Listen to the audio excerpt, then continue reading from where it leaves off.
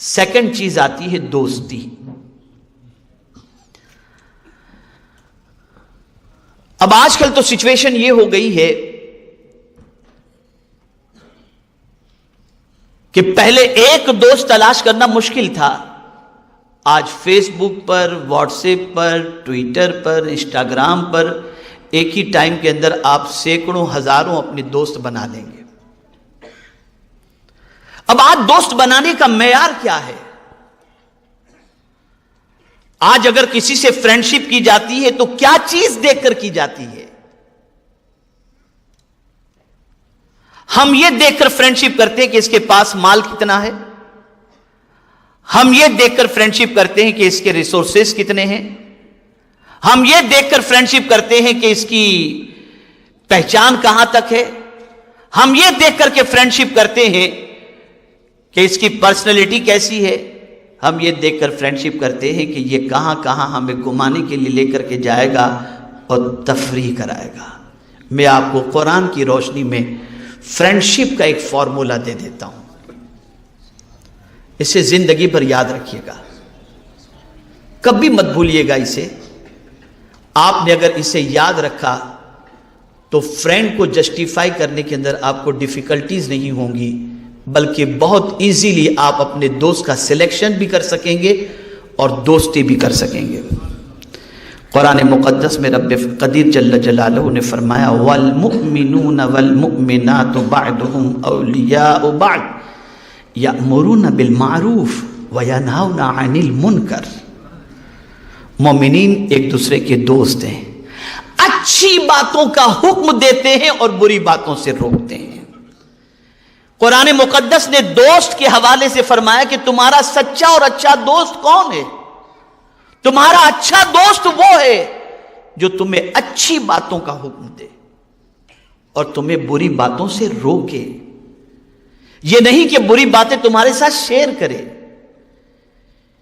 یہ نہیں کہ گندی پکچروں کی لنک تمہیں بھیجے، یہ نہیں کہ بدکرداری کی طرف تمہیں اپنے ساتھ لے کر کے جائے، یہ نہیں کہ آوارگی کے راستے پر تمہیں لے کر کے جائے، بلکہ سچا دوست یہ ہے کہ تمہیں اچھی باتوں کی طرف بلائے اور بری باتوں سے تمہیں روکے. میں آپ کی طرف مرد ہو یا خواتین، لڑکے ہوں یا لڑکیاں، طالب علم ہو یا طالبات، میں یہ ساری چیزیں آپ کے سپرد کرتا ہوں. آپ اپنی کالج کے اندر، اپنی یونیورسٹی کے اندر، اپنی ہائی اسکول کے اندر، جونیئر کالج کے اندر اور عام زندگی کے اندر تلاش کیجئے کہ ایسے آپ کی کتنے دوست ہیں اور کتنی سہیلیاں ہیں جو آپ کو اچھی باتوں کا حکم دیتے ہیں اور بری باتوں سے روکتے ہیں. تو میں یقین کے ساتھ کہوں گا کہ تلاش کرنے پر بھی آپ کو شاید ہی کوئی ایسا دوست ملے جو اچھی بات کی طرف آپ کو لے جاتا ہو اور بری بات سے روکتا ہو. نتیجہ کیا ہوتا ہے؟ ایک اچھا شخص، ایک بریلینٹ، ایک ٹیلنٹ، ایک باصلاحیت شخص غلط دوستوں کی وجہ سے اپنی دنیا اور آخرت تباہ کر بیٹھتا ہے. اگر کوئی یہ سوچے کہ میں تو صحیح ہوں چاہے دوست کیسا بھی ہو، تو نہیں.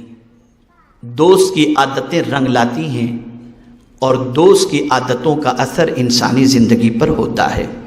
آج آپ دیکھیں، ایک مفکر کا قول ہے، مجھے کسی کے بارے میں جاننا ہو تو اگر میں اس سے نہ بھی ملوں تب بھی میں اس کے بارے میں جان سکتا ہوں.